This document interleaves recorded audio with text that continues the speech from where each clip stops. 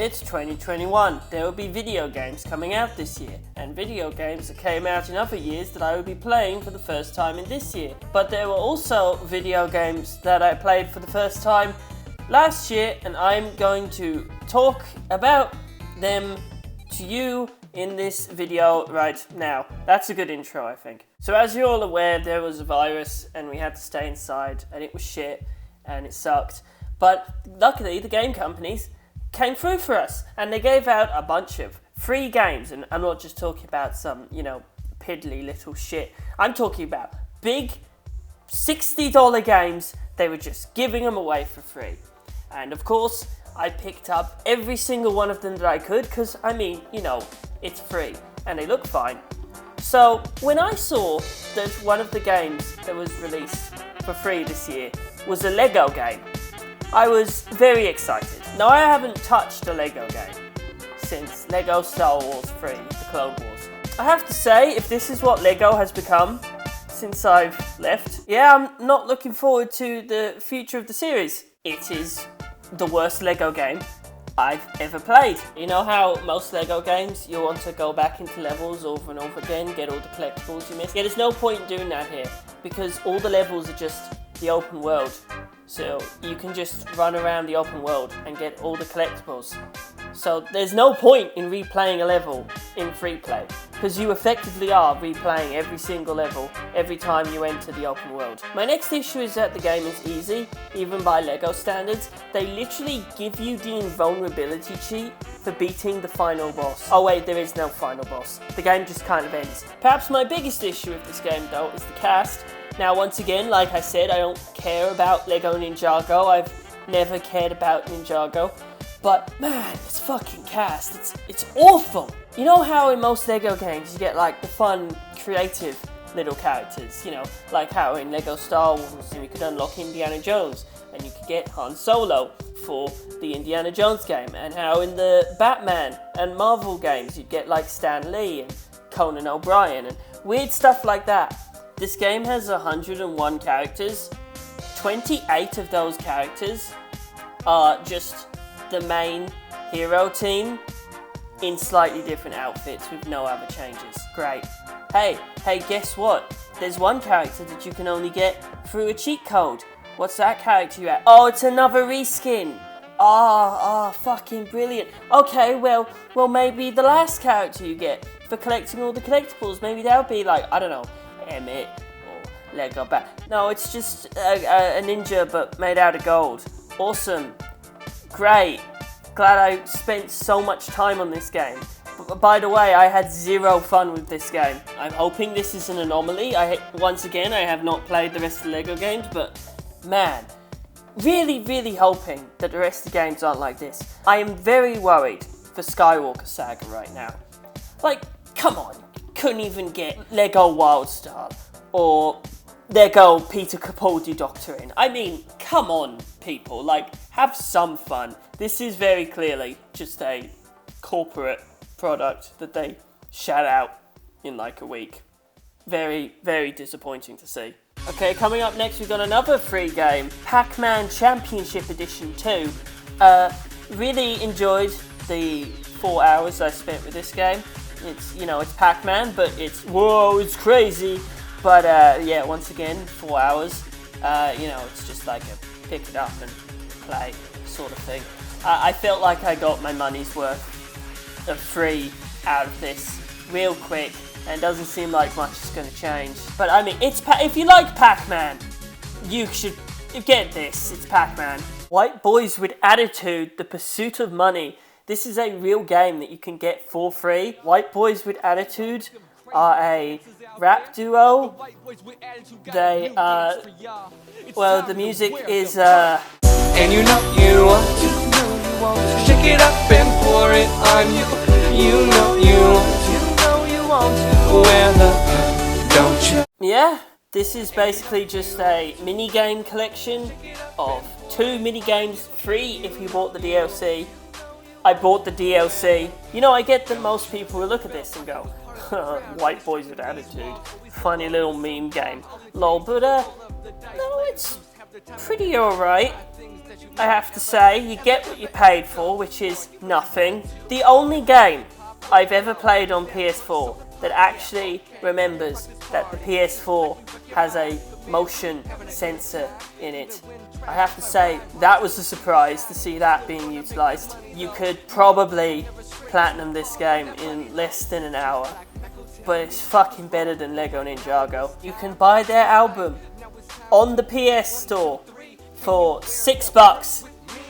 It has like 20 songs on it. I did not buy the album. I might buy the album. Remember all the old classic King's Quest games? Remember how they were fucking terrible? Well, this one isn't. This one's actually pretty good. Man, the game just looks great. Look at the graphics. Oh, look at the fucking... I think this game really helps capture the feel of those games without all the tedious bullshit that can make them completely unwinnable. You could totally breeze through this. It's only like 3 hours long, but man, they feel those 3 hours. The writing in this game is great. What is that amazing blade for? Is it for battling vicious werebears? How many ice orcs has it slain? Does it deal justice? Is it road legal? Is it made of fear? Oh, that? No, that's for gardening. You've got a lot of classic actors coming in. You know, you've got Rex from Toy Story. You've got Doc Brown. Whisper can do it! Whenever I see people talk about this game, it's always about the first episode and never about the rest of the episodes. I, for one, am really hoping, you know, maybe they'll bring in some more classic actors to come in, you know, really give some gravitas to the lines, really nail that fancy vibe. Like, I don't know, pulling a name out of a hat at the top of my head. Peter Capaldi. In 2019, the miracle happened. Kingdom Hearts 3 actually came out and was met with resounding cries of, why is the story like this? Why is the combat so piss easy? Why does Donald Duck know how to do that? Then Kingdom Hearts 3 Remind came out and addressed exactly one of these questions. Now, I'm going to admit to you right here, Kingdom Hearts Remind does not exactly do well in the story department. Did you enjoy the last 4 hours of Kingdom Hearts 3, you know, where 90% of the plot was contained? Would you like to replay those last 3 hours all over again? Because that's what this is. You are just replaying the entire climax of the game all over again, with the only changes being in the cutscenes. Honestly, they could have just patched these into the original game to play where they do here. We really did not need to redo the entire ending all over again. I have to say, I just praised Christopher Lloyd for King's Quest. He does a great job here too, 5 years down the line. I have to say, honestly, they should have gone with Christopher Lloyd from the beginning, really. He's just amazing in the role. Keyblade! But then you start getting to the news story stuff and things start getting interesting. You get to run around the big city from the ending of the game. Remember that? Remember how they had a big city and then you couldn't do anything in it and it was just for a boss fight? Well, you can actually explore a chunk of it and it's a pretty cool environment. And then they followed that up with an ending that I think is even better than the original game and features what is quite possibly the stupidest moment in the entire series, and I mean that sincerely, out of love. But then the game goes, hey buddy, hey, I heard that you were complaining about the combat. Yeah, oh, you want us to give you some difficult combat? Okay, yeah. How about we just throw in the absolute hardest boss fight in the entire series? The data org in 3 ranged from manageable to holy fucking shit. I hate this so much. You wanted to complain about the combat? Oh, you thought it was easy? Nah, son. This is the real shit. Oh my god, you're gonna need to know everything inside and out. You can't make a single mistake. They will shave off your health bar in like 3 seconds. And then, you know, you beat all of those. And you think to yourself, yeah, I'm pretty good. But there's got to be like a super boss at the end. And then they go, yeah, there is a super boss actually. I don't want to say anything because of spoilers, but this fight took me 3 days. By far the hardest fight I've played in this entire series. So overall, Remind starts off pretty weak on the story front, then it picks up a little, then it picks up a hell of a lot with the data org. Ultimately, I think actually improves Kingdom Hearts 3 a lot. Now, of course, we must answer the burning question that obviously they're going to bring back Xehanort at some point in the future for flashbacks. And we have to wonder, you know, Christopher Lloyd, he's getting on. Who's going to replace him? There, I have an idea. Okay, stop me if you've heard this one before. Peter Capaldi, continuing on with the trend of Warner Brothers releasing big games for free this year. We have Injustice, Gods Among Us. On most fighting games, you'll go into the input menu and they'll be like, okay, you've got to do a quarter circle back front flip into a super punch, heavy light kick down into a quadruple. Now what you want to do here, you want to do a basic backflip. Okay, you've got to move the controller in a Z shape, and then you gotta mash the heavy kick 16 times in a row while spinning it around in a circle. And then you boot up Injustice and it's like, yeah, if you do down back X, you throw a batarang. A lot of the time my complaint with fighting games is that there's not much outside of the single player. I don't really get much out of fighting games apart from single player content. And Injustice has a lot. There's about 20 different classic modes that you can run through, and some of them are ridiculously tough. There's like 300 of these tiny little missions that you can take part in and get stars and level up and unlock stuff. A 2.5 hour little story thing where Superman is evil. I bet you've never heard this plot before, but Superman is bad, but Batman is good, and Batman fights Superman, he bad. Superman killed child to show how evil he is. Sinestro is here for some reason. There are obvious issues.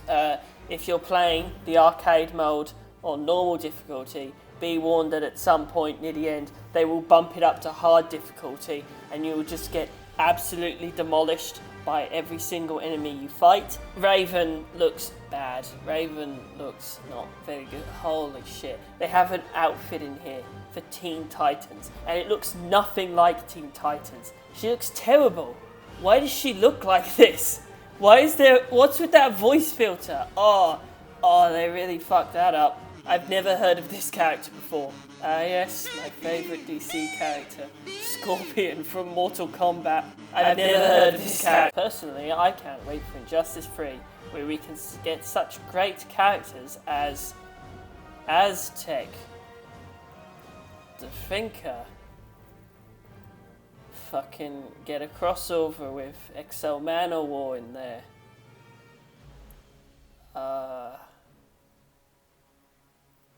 Spider-Man. Actually, you know what? Thinking of all these DC characters, it's too complicated. There's too many of them. I need something simple to sit down with and take my mind off life. I played Doom 1 at the tail end of 2019, and my experience with it was, yeah, this game's pretty good, but the last episode is total horseshit, and I despise it. So actually maybe this game's not quite as good. You ever think about that? However, I enjoyed Doom 2 a lot more than I did Doom 1, mostly because the difficulty stayed pretty consistent throughout the whole thing, instead of just suddenly ramping up in the last 8 levels to bullshit degrees. The level design in this game is a lot more maze-like. The levels are a lot bigger than they were in Doom 1.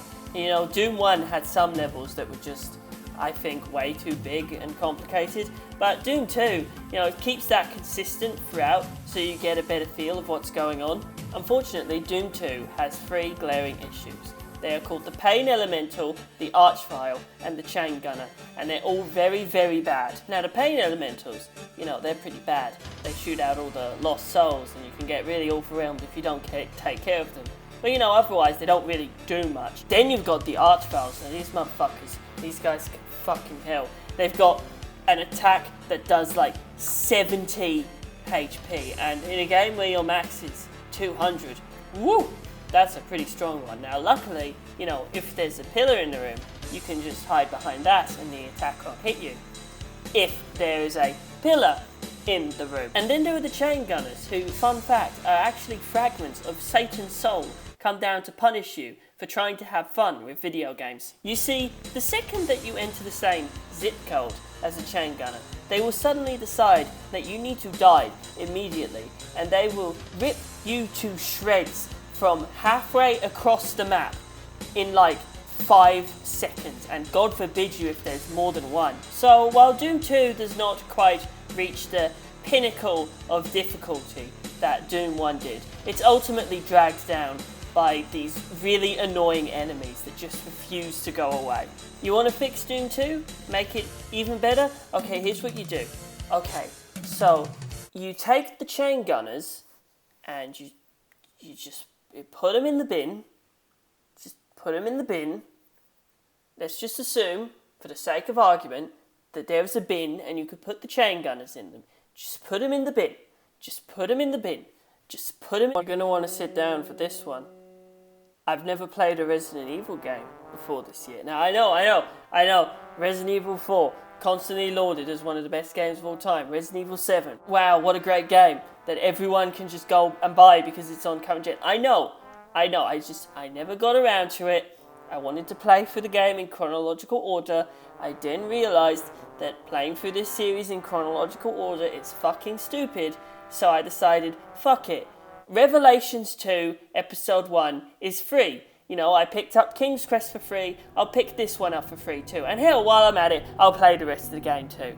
Because, you know, I'm sure it's good. Revelations 2 does a great job of showcasing what this series should be. It's a nice, great blend of spooky and crazy and dumb, and I think it works out really well. I can't believe how much stuff there is to do in this game. Okay, so you got 8 levels basically, 4 episodes you play through.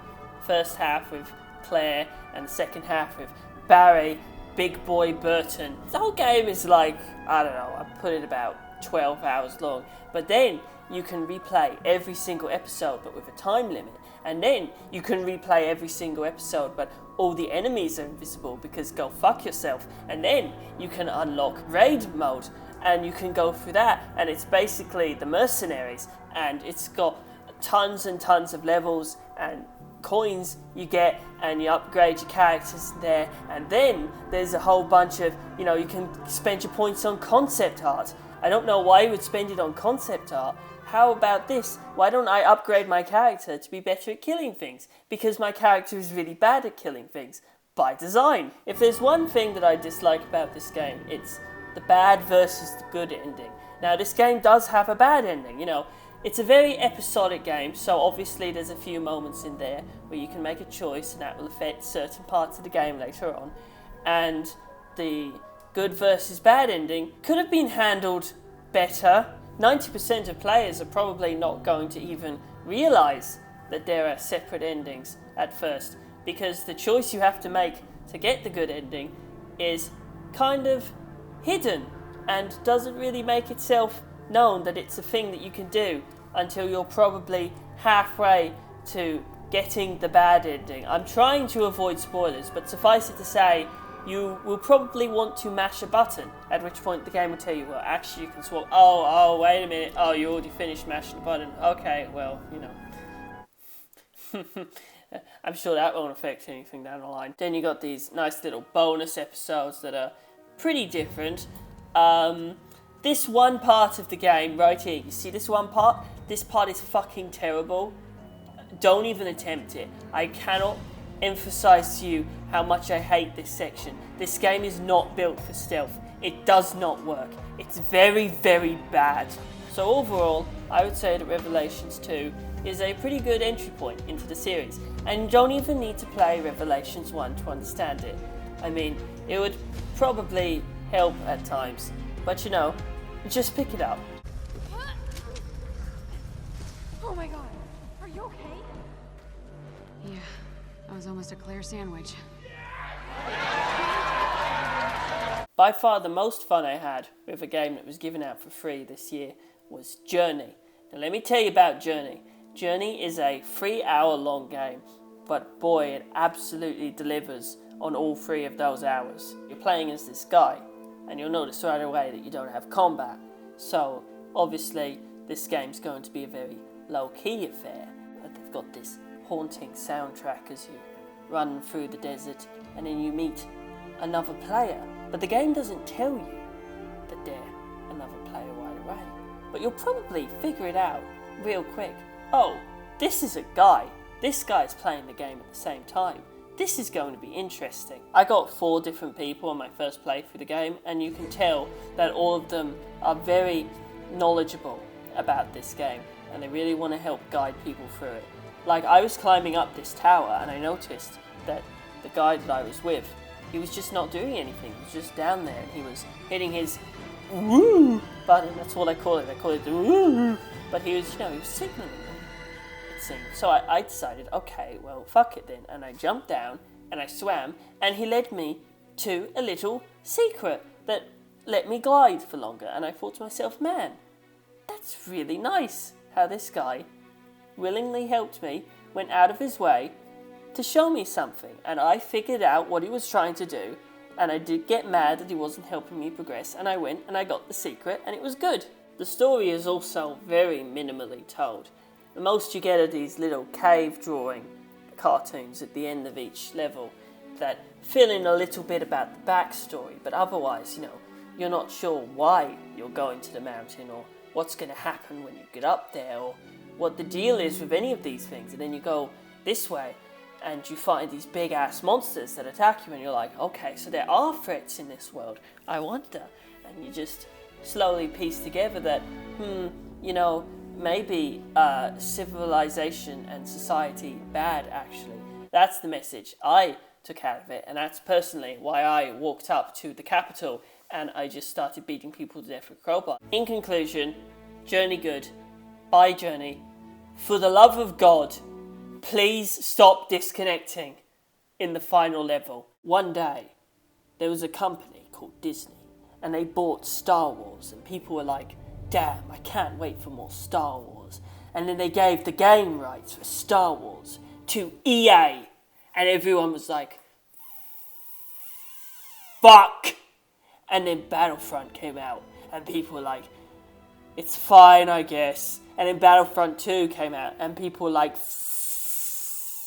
fuck! And then EA decided, maybe we should make a good Star Wars game, probably. And then Fallen Order came out, and lo and behold, Fallen Order, good game. A big trend in video games recently has been, hey, what if Dark Souls, but blank? What if Dark Souls, but Viking? What if Dark Souls, but Samurai? What if Dark Souls, but Samurai? Don't expect to just run in there like the Force Unleashed and just don't expect to just cut through waves of enemies like that. You've got to be very slow. You can't rush through it. You got to take your time. This game's also a Metroidvania as well. You come across sections of the game that you just can't do anything about that, man. But then you'll learn some brand new ability, like double jumping is apparently a force ability. Okay, and then you'll come back and you'll be able to go up there and you'll go, whoa, man. And then you open the chest and you'll get a skin for your ship that turns it into a Hannah Montana tour bus, and you'll be like, whoa, man, I get to fly around. It's the best of both worlds! They managed to nail the score, they managed to nail the combat, they managed to nail the script. Really, this game is near perfect. My only issues with this game are the post-game arenas that came out, and I know it's weird to judge a game based on this, but man, they're way too hard. Like that one that forces you to fight all 4 of the big monsters at once. No, fuck that. Jedi Order, Fallen Jedi Star, I'm not saying the full name, but yeah, pretty good. You like Dark Souls? Pick this one up. In 2019, the miracle happened. Devil May Cry 5 was finally released to resounding cries of best in the franchise and good game, and not the reboot at least. In 2020, the special edition was released, featuring Dark Knight mode, Turbo mode, ray tracing, and of course, Capcom, further proving that this isn't a fluke and they actually have good ideas, decided to do the unthinkable and released Virgil as separate DLC for the previous versions. And you know what? He's the best character in the game. Have you ever played through Devil May Cry 5 and thought to yourself, this game's pretty good, but I think it'd be a lot better if it was pathetically easy in every single regard, then boy oh boy, you gotta get the Virgil DLC, because Virgil just absolutely stomps everything in this game. On my first playthrough of this game as Virgil, I got an S rank on 19 out of 21 missions. That is the absolute best I have ever done in a Devil May Cry game.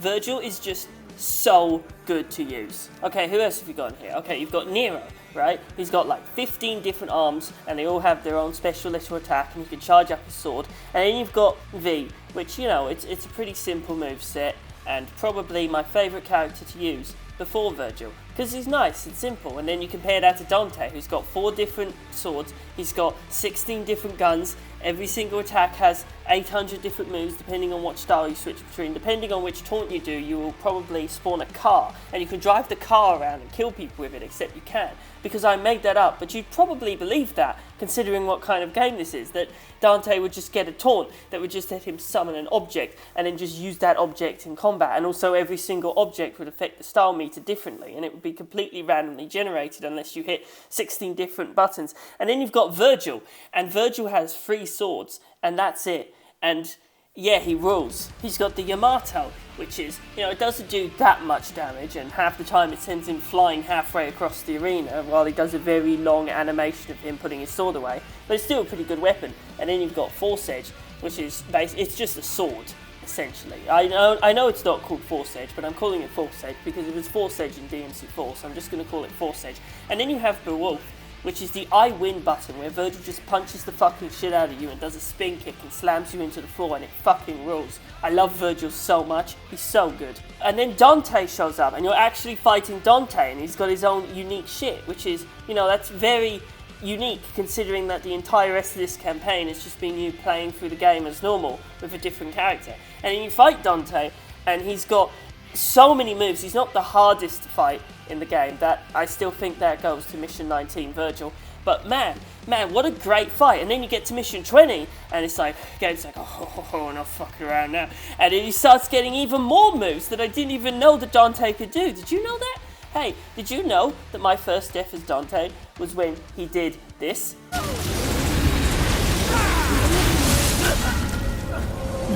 That guy just took out 75% of my life bar in one attack, and he would probably take it all out if I had all my health there. That's great. There really is no downside to picking up the Virgil DLC. I mean, it's only $5.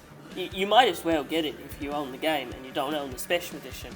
Holy shit, look at that box art. That's fucking bad, man. What were they thinking? You know what? 3 out of 10. Shit game.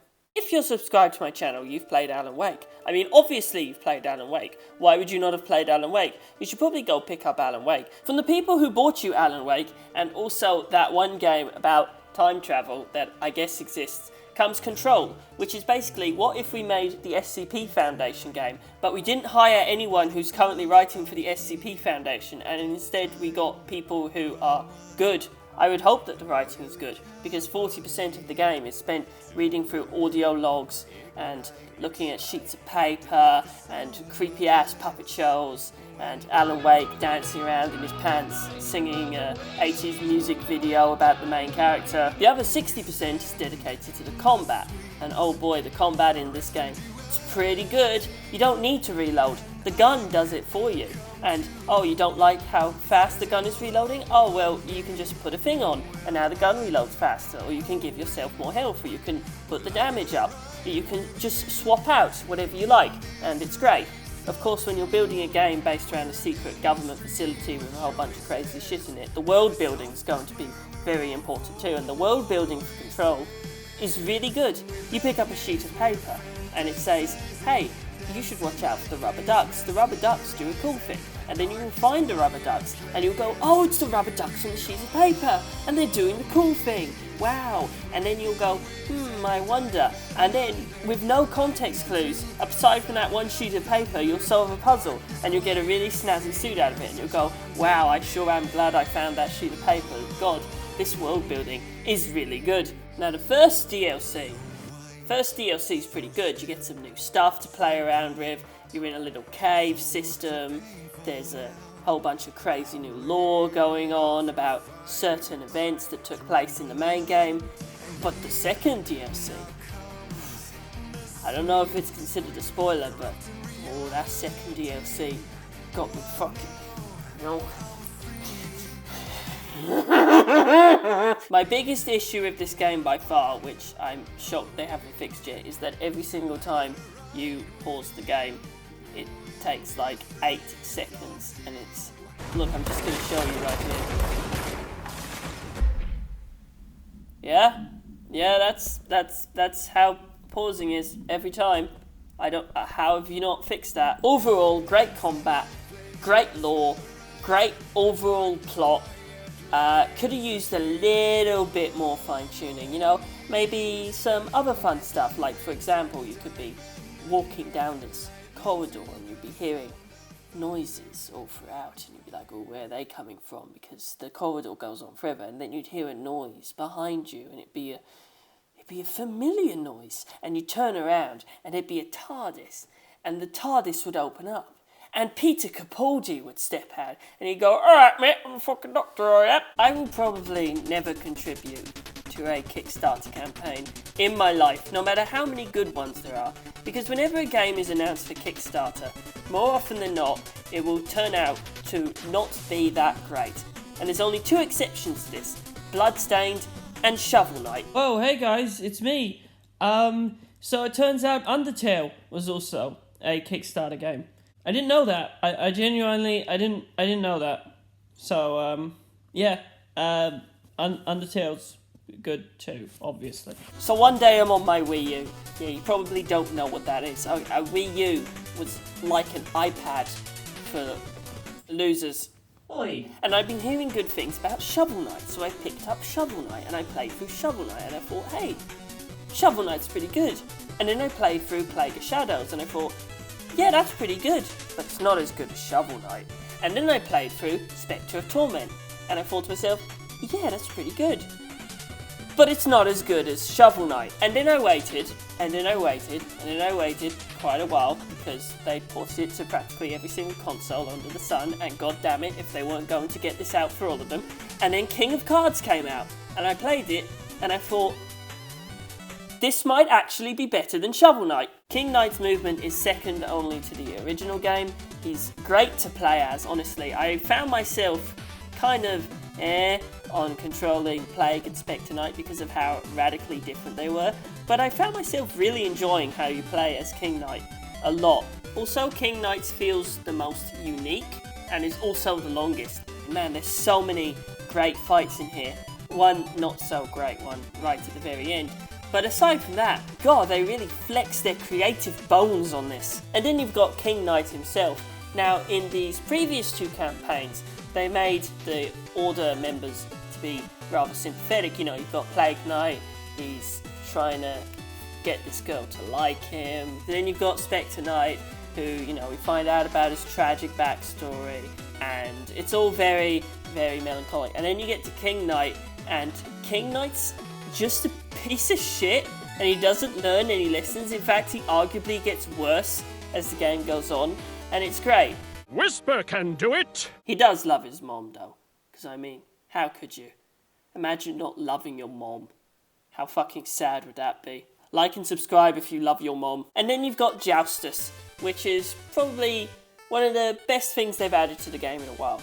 Basically just a little puzzle game. I wouldn't mind if they went the Gwent route and just made an entire game based around this little thing. So yeah, Shovel Knight, King of Cards, might actually be better than the original game. That's great. Only had to wait 7 years to play it.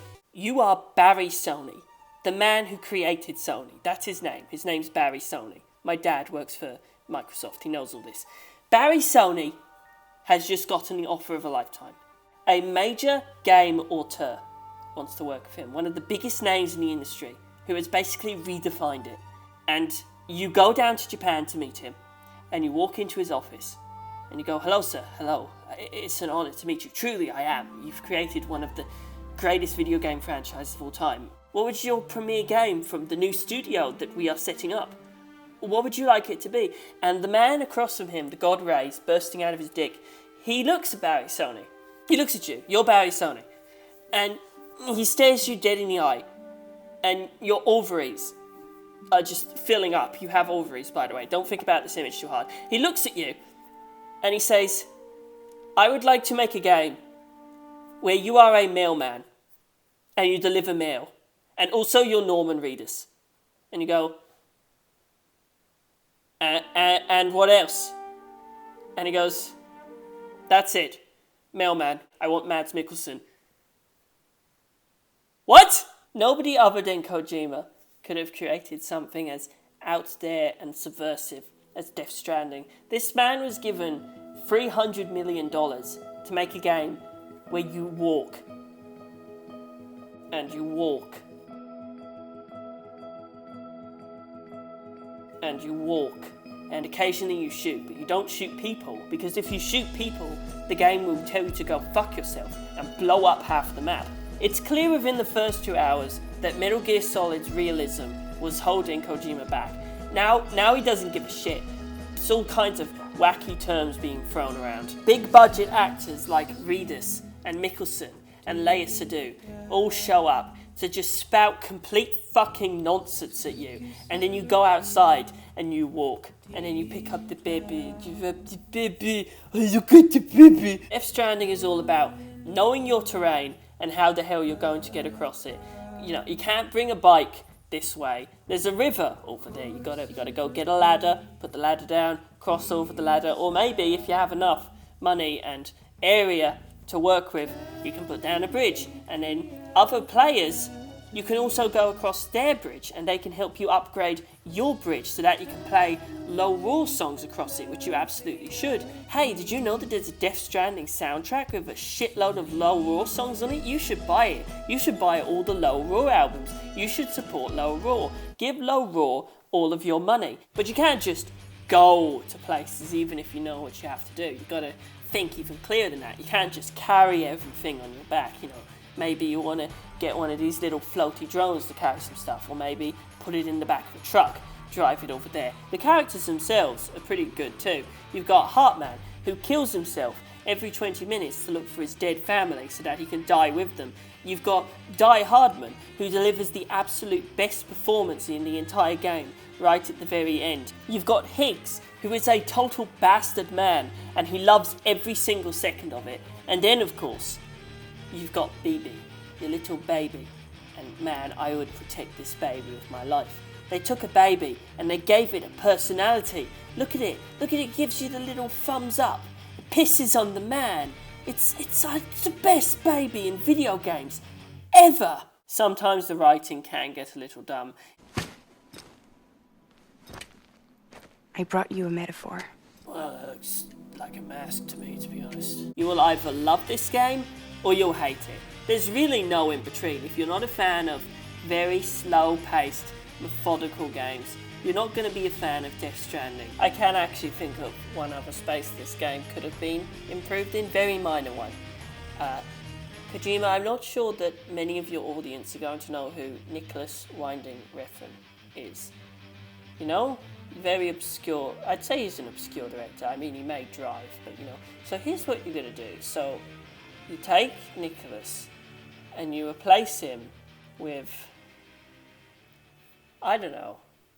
I'm trying to think of someone off the top of my head who I would like to see in a Kojima game. There are always those games that are considered classics and must-plays. Now, when I had a PS2, I wasn't exactly great with my purchasing decisions. A lot of the games I owned on the PS2 were licensed dog shit, because I would look at the character and I would see a character I like and I would go, it's that character I like. I would like to play a game featuring that character. And then I would go home and I would enjoy it because I was a dumbass kid and I didn't know that actually that game was very bad. So yeah, I pretty much missed out on the entire PS2 era because I was too busy playing Happy Feet and Night of 100 Frights. And that's a real shame, because it means I missed out on the timeline where I played Shadow of the Colossus before 2020. My first playthrough of Shadow of the Colossus was 5.5 hours long, and to be honest, that's all I really needed. The game is both going for extreme minimalism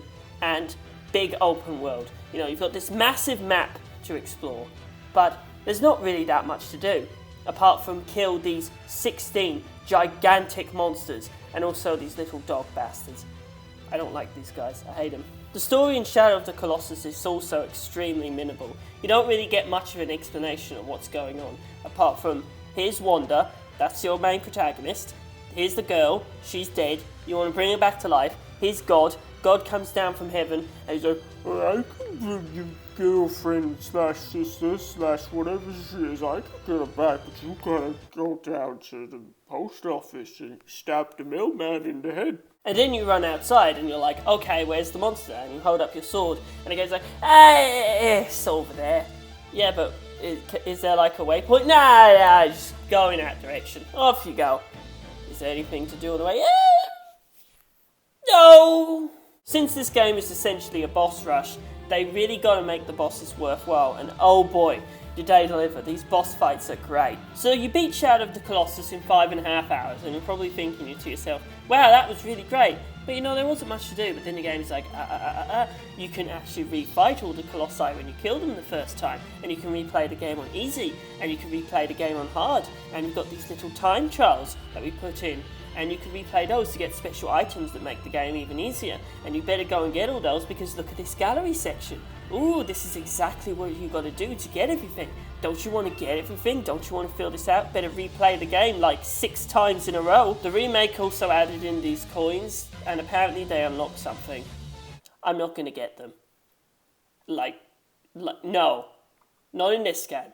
Absolutely not. As the game goes on, you get a sense that maybe you're not doing the right thing here. You'll come up to this giant monster and you'll be like, oh, holy shit, I gotta kill that. And then you'll figure out what to do, and then you'll climb all over it, and then you'll pull out your sword and you'll stab it in the head, and you'll be like, yeah, I'm doing it. I'm killing it. Me, little baby boy with these shit controls, fucking flying around all over the place. I'm gonna do it. I'm gonna kill it. And then you kill it, and then the game is like, oh, is that a good idea? And you're like, oh, is that a good idea? Oh. And you get a trophy pop up. So they really knocked this remake out of the park. Just comparing it to the original, this is clearly the definitive way to play the game. You should really just pick it up. It's only 5 hours long. If you want to do one playthrough, that's fine. But I'm telling you, there's so much of this game to explore. I'm sure that there's a whole bunch of secret crap that they hid out in the far reaches of the map that I just haven't found yet. And I can't wait to get back in and replay this all over again. Yeah, you knew this one was going to be pretty high up. Let's just get it over with. A couple of weeks back I made a video in which I very subtly encouraged that you should buy 428 Shibuya Scramble, and now I'm here to tell you once again that you should absolutely buy 428 Shibuya Scramble, but in a more in-depth sort of way. 428 Shibuya Scramble is probably one of the best visual novel games I've ever played in my life. The story in this game is amazing. There are so many twists and turns, some of which I was able to see coming from a mile away, and some of which just absolutely blindsided me, like, holy shit, I would not have seen that coming. This game was stuck in Japan for 10 years before it finally got translated, and let me tell you, the translators had a great time. They obviously put a lot of effort into this. The writing is just amazing. This is a game in which a character's arc is given a fantastic emotional climax in the form of him accepting a banana off another guy. And out of context, you probably think that's really dumb. But then you get to it in the game and you're like, yeah, he took that banana, yeah! You got 5 different playable characters here.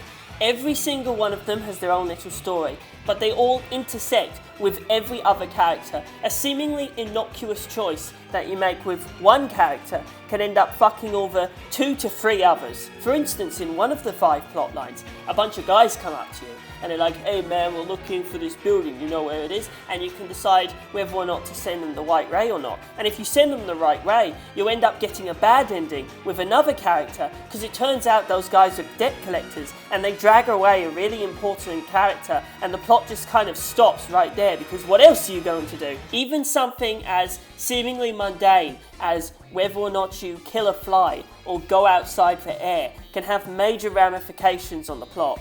And then just when you think you're done, there's even more post-game content to unlock. There's so much to do. There's over 88 bad endings that you can get. And if you get all of them, you get this really weird side plot where a guy's t-shirt comes to life and fights a giant blob monster. And it's actually really good. My favourite subplot in this game by far is Minoru-Kara's, where he's trying to stop a gossip rag from going under. Because Minoru-Kara is a crazy asshole who runs around and screams at people, and then when they scream back at him, he goes, yes, very good, that's a very interesting story you've got going on there. And then he just runs off, and he doesn't give a shit about anything. 428 Shibuya Scramble got a 40 out of 40 in Famitsu, and it absolutely deserves that score in every regard.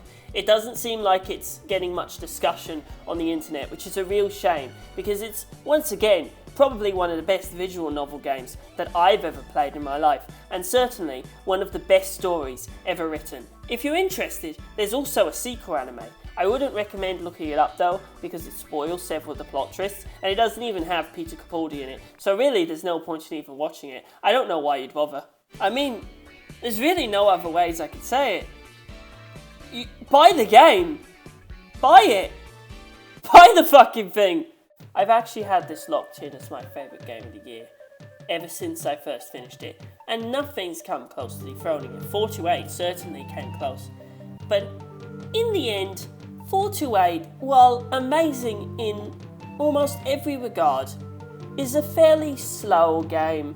It's a text game, you sit down and you read it and you immerse yourself in the world.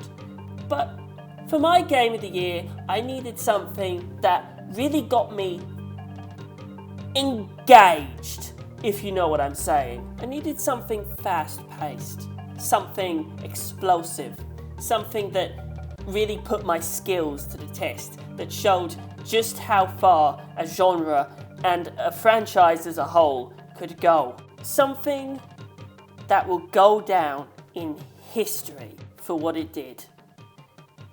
Something eternal.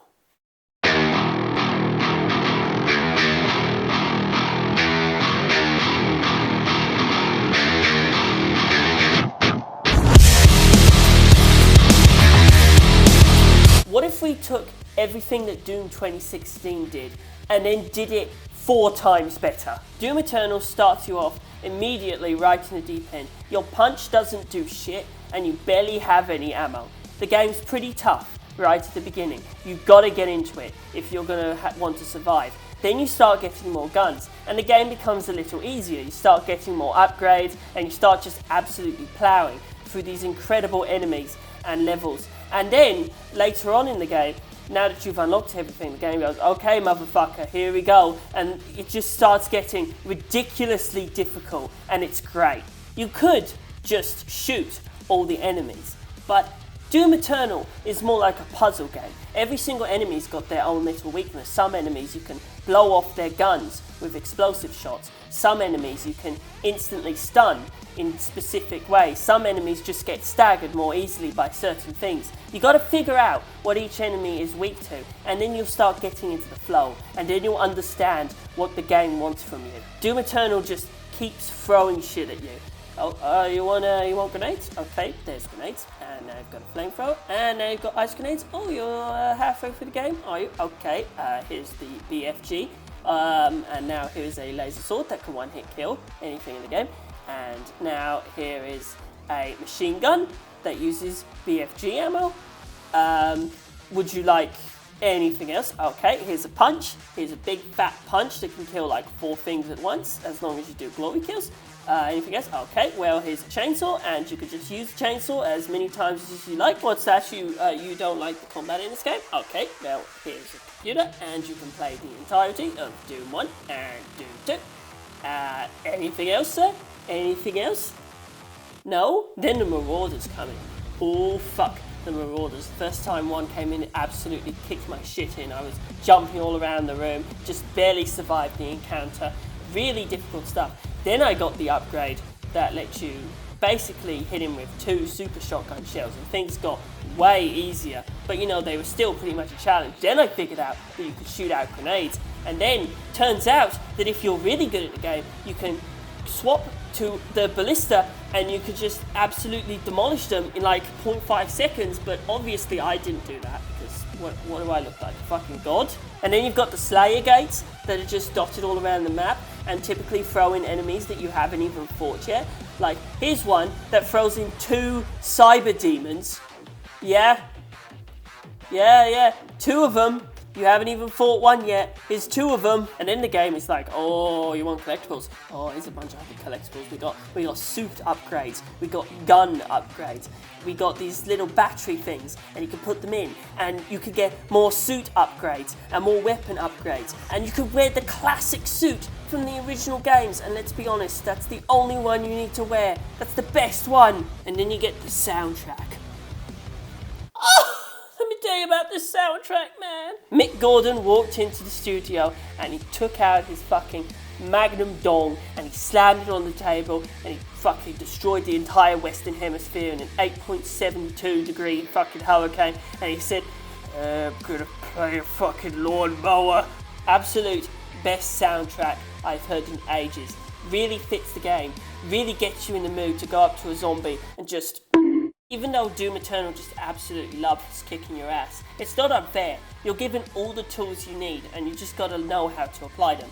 So you use the flamethrower to get armor, and you use the chainsaw to get ammunition, and you use the blood punch to get health, and you really just gotta keep alternating between these 3. Keep the flow going, keep the rhythm up. Hell yeah. Oh my god, you just punched that guy's head in so hard it fucking exploded. Holy shit. What a badass. If you played Doom 2016 and you have not picked up Doom Eternal, you are making a mistake.